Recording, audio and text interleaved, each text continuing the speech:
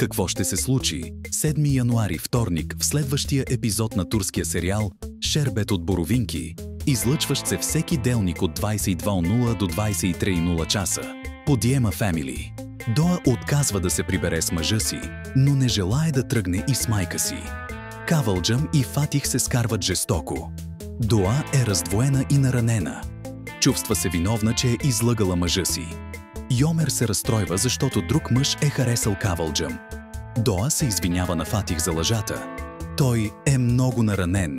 Ниляй се опитва да разбере дали интригата е подействала и е внесла раздор в младото семейство. Пемебе казва на дъщеря си, че и тя трябва да се омъжи, иначе ще остане стара мома. Нурсема не се вслушва в думите на майка си. Тя иска да се омъжи за човек, когото ще обича, а не на сила. Кавалджам е потресена от поведението на зет си. Фатих и Доа се карат. Ниляй ги чува и моли Пембе да се намеси. Абдулах се прибира от работа, а Доа и Фатих продължават да се карат.